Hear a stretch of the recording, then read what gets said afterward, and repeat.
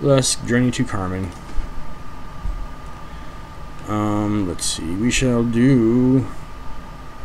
did Puddle. Let's do Yucky Monster. You cross the street from a coffee shop. Sniff. The human coffee they're drinking smells weak, even by human standards. How strong should it be? In the Omen Town, the monsters boil a terrible black brew, so potent it must be stirred with stones and bones. Every monster knows what real coffee is. You're across the street from the human coffee shop. Blah, blah, blah, blah. Okay. So, do you want to help him out? Rush over there and fix the problem. Requires bravery. Gently offer advice using the telephone to call over. Requires kindness. Humans don't deserve coffee. Ruin it. I don't know how brave I am. And the bravery thing is down there. So, I'm going to try there and rush over and fix the problem. As you step onto the street, there comes a horrible honk-honk and a screech, and 3 swift-moving metal masses just miss your sorry body. Success. You dodge, swallowing your fear to spring through a gap in the wall of danger. In the shop, you crack a whole bag of beans into your mouth and funnel them into the human machine.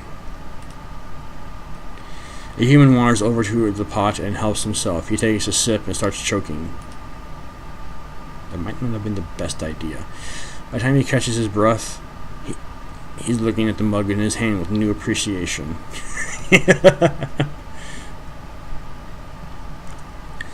His expanded pupils let him see you leave as the shop as he raises his mug in salute. I'm assuming Carmen is the human city. Oh, I do actually have a good amount of it. Let's see. Let's do the shocked monster, I guess. Your fellow elders debate. Are humans more dangerous now? It is time to reveal ourselves. Rise to take your turn. The air grows still. Birds stop singing. Your silence is reverential. Oh, fuck it. We need another word. You turn and see the oldest monster sitting on a hovel roof, dwarfing it. It's watching you. The oldest monster tilts its head, its huge head, and raises one of its 3 scaly eyebrows. Admit fear, but insist you must learn more, which requires honesty. The best humans, like the best monsters, are fearless, requires bravery. Admit it, humans are the biggest threat to monster kind.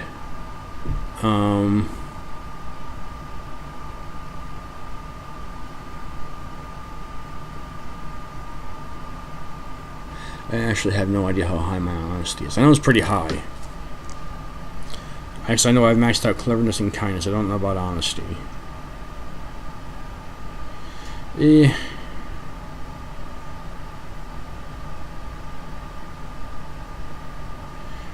think I have a high enough bravery to pull it off, but I'm gonna go for honesty. Which is a good idea. You explain that fear is no excuse for ignorance, especially as the latter can cure the former. The other elders applaud. The oldest nods? Maybe? Let's go to Carmen. Let's get one of these hugs out of the way. You're hiding in a shiny wood building. 2 humans are holding hands in front of another human. He makes a lot of noise about witness. The other 2 look around disappointed at the empty room. Pull your hat over your head and offer to be a witness. Quietly seek out another human to be a witness. Sabotage your doings. Pull your hat over your head and offer to be a witness. They're delighted. The humans take turns talking. And talking. And talking. And? Yes, eventually the 2 holding hands make kissy faces at each other. They sign a paper and hand it over you. Take the pen and do the same. You make a beautiful squiggle. Beautiful. The pair thanks you profusely, and you bow. Oops, the hat fell off. The humans gasp as you stand your ground, unafraid. After a moment, they thank you. You know, the actual best part of the disguise is the hat. You have to have a hat. Choose your adventure. Let's do the log house. Bliss Tree proposes a new plan to keep an eye on the humans. We'll take over an abandoned house in Carmen, keeps someone in there at all times, and take extensive notes on everything they do. It's actually that's not a bad idea, actually. Several others seem to like the idea very much. They argue about whether to establish the spy house, though Cameron has many empty buildings. Which shall we use? Ruin everything. Suggest somewhere humans will look bad. Suggest a place that will encourage understanding, requires cleverness, which I have.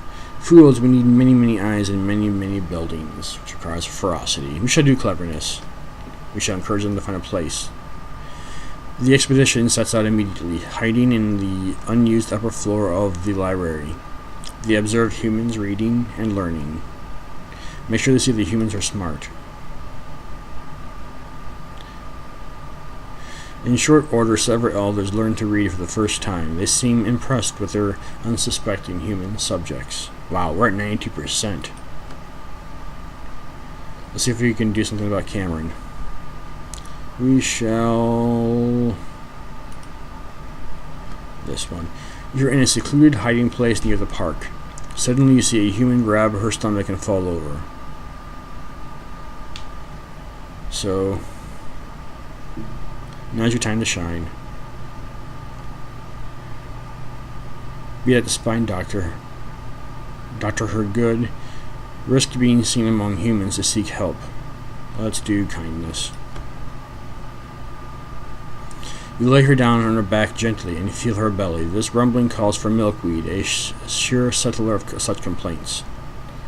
You'll find some milkweed. You dash into the park where you find a few pods of the stuff. Using your claw, you cut open the pods, drain the contents into the human's mouth. She moans and tries to push you away, but you hold her still and keep the medicine coming, just like the spine doctor taught to you. Success. The human is soon still standing unaided. The other humans come to help her, but she hardly needs their assistance. And off we go. Advanced neurosurgery, plus 15. Human brushes milkweed fluff from her chin and looks around for her savior. You're sure she's watching for you as you lop away.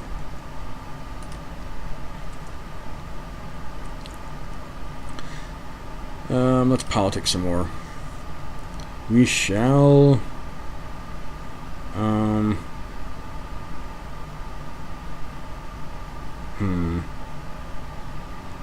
Let's do the cautious one.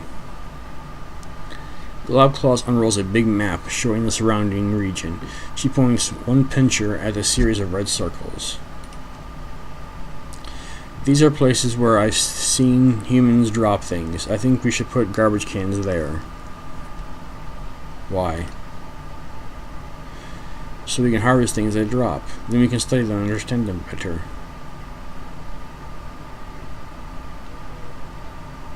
We can question her plan, be open to it, or help her develop her plan, which we're clever enough to develop her plan, so... to get things in order and help Globclaws arrange the cans so it'll be easier to collect later. Yay, organization.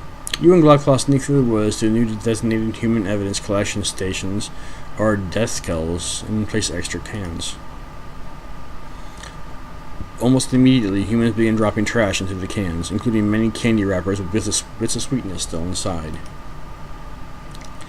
Globclaw prepares a report based on her preliminary findings, and everyone agrees that she was quite clever, and so are you. We're at 100 less journey to Cameron. I'm gonna go do Cameron, or Carmen, whatever. Get him up to 100. Let's do the paw print. You decide to check out the Carmen Carnival. Mississippi recently mentioned. Following her map, you take lefts and rights out and straight-ons until you look up and uh-oh. Humans everywhere. And what's that noise and the smell? And that over there. Or that. This is like an organ grinder. Monkey poop and mobs of human children and a tiger. Wait, a tiger? Tiger's running through the crowd, right through the middle. Actually, that's because the crowd is scattering away from the tiger. But aren't humans afraid of tigers? Come to think of it, humans are scared of tigers, and usually keep them in cages, don't they? Ah, what a laugh. Cut off some humans' escape route. Fight the tiger before it gets away. Tigers aren't that smart. Lure it away.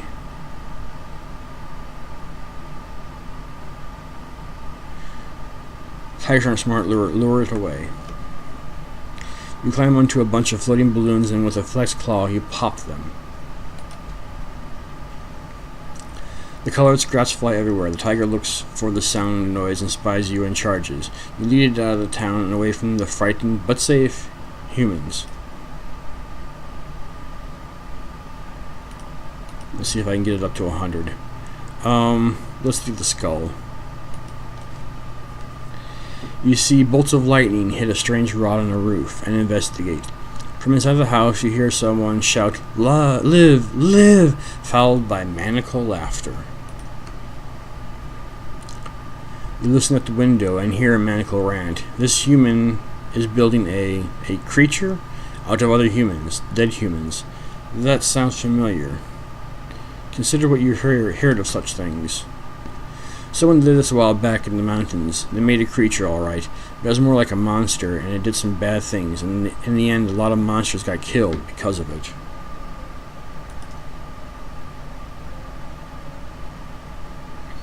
Now, you can either help the human with this creature, it could be fun, or stop the human from making the creature.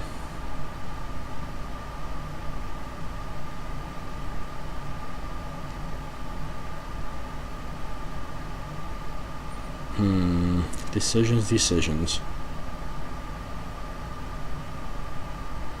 Let's stop the human from making the creature. His plan's bad for the humans who live here, and they'll make things harder on your fellow monsters, most likely. You set your mind to stopping him, but how? Find a way to sabotage the apparatus, walk in and stop him no matter what the danger. Requires bravery. I'm gonna do the brave one. You knock on the door and the human answers. He brandishes a knife. Go for the creature, quickly. You move fast, climbing the creature on the table like you were scaling a mountain. You pull on the hair, but it won't budge, so you bite the monster's neck bolts. Great, get out of here. As you flee, you hear the sound of the head bouncing to the floor. The human cries out, and I keep going. The human chases you, shouting that you have ruined his creatures. Other humans are coming the other way, carrying the usual torches and pitchfork. Hear this and cheer.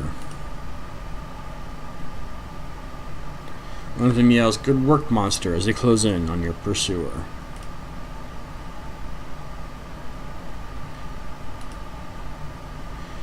Let's do another friendly one.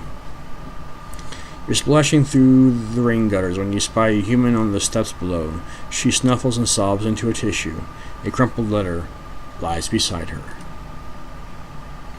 You slide down and gut her and squat beside the human. She squeaks, then holds very still when you don't attack her. Okay.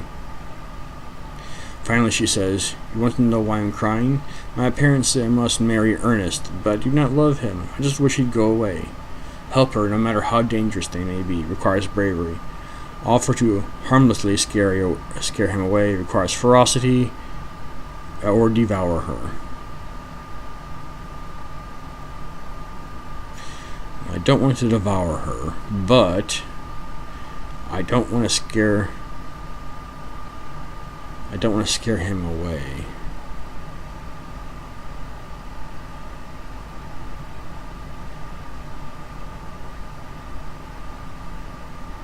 I'm gonna do the bravery one, I think. I still have 3 days left. She blinks with her tears and starts to laugh. She then sees that you're serious and shakes your claw in her hand, and you go inside. Where two older humans interrupt their dinner to scream and jump away from you.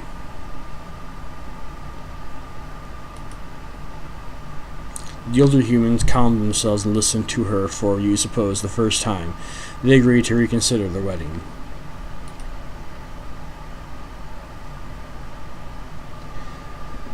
The younger human smiles and squeezes you, not trying to choke you, just to show you how much she appreciates your help. 2 days left and I already have everything at 100. Let's politic. We'll do a politic and we'll go back to Carmen. Let's do the pot. Jaggery drinks deep from a jar of cider. He belches, and the air goes wavy. Watch the ferocious elder as he drinks some more. Jaggery raises one claw. Humans are stupid, lazy, worthless, stupid enough to fight any monster who says otherwise. Disagree, humans can be altruistic and generous? No. Smart humans brought this cider. Requires cleverness. Mention that you've seen stupid humans drink themselves into sickness.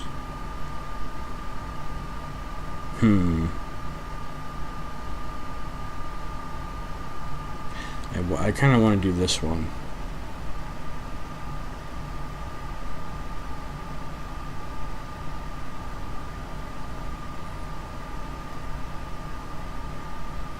Now I'm going to do cleverness one.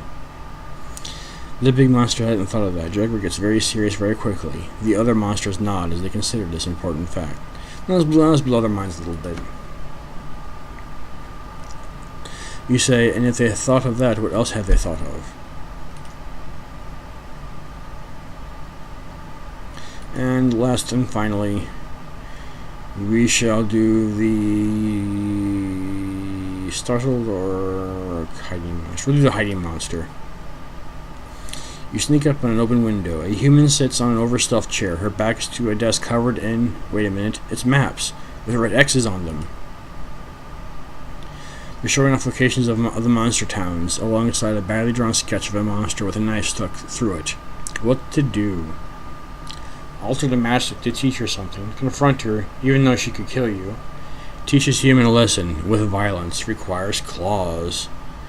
Confront her, even though she could kill you. Remember that some humans really like gifts. You gather an offering of stinkweed and corn husks, and return to knock on the door in the front of the house. She answers and yelps, and surprised at the sight of you. Yelp, give her the bouquet. You shove it at her face. Oops, that's too much. Still, she seems to find the situation more curious than frightening for me. Nod at her. She looks bewildered, but touched. She utters quick thanks, hesitating before retreating to her home.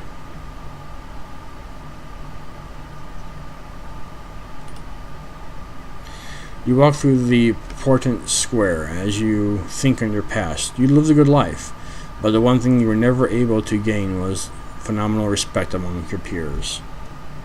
Which is true, I'm only at 47%. Though monsters have always feared and loathed humans in the past, your work toward improving your relations has paid off. Monsters come to respect and like them. Well done. Meanwhile, humans who once hated all monster kind have come to understand that monsters aren't terrible, evil things. Rumor has it that humans think pretty well of you. Shattering through your review, a terrible commotion erupts. Elders and younger monsters alike are milling about in a great mob. Blots drops from a nearby roof. Humans are coming this way. Blistrias says, this is wonderful. We can talk to them. It's true. Both monsters and humans meet deep in the whale mist. There is considerable shuffling of feet and paws. Everyone wants to talk, but no one wants to make the first move. Yes, if only. A few other of the others are looking at you, strangely enough. Slash one in the throat to show them who's boss. Welcome humans as friends. Everyone breathes a sigh of relief as you put your best claw forward. This is the first step on a long journey, a journey in which monsters and humans will cooperate in all things. Universal prosperity. You dared to find the narrow gap between fear and hate.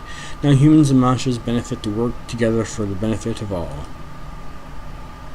And so monsters and humans worked, lived, and played together for many happy generations to come. Hooray for the future. And that is the end. In the end, I got 78% braveness, 100% cleverness, 18% ferocity, 99% honestness, and 100% kindness. My reputation amongst my final monsters was 47%. Or respect amongst my fellow monsters.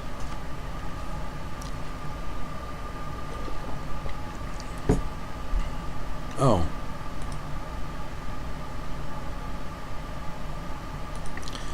So these are all the different endings we can have. Okay. Well, this has been Monster Loves You. And actually, I'm gonna try to play through this some more, I think. The reason why there is no sound is because I am playing this in Play on Linux, and I have problems with this getting the sound to consistently work when I'm using Play on Linux under Wine, and that's about it. So if you're wondering why there's no sound, that's the reason why there's no sound.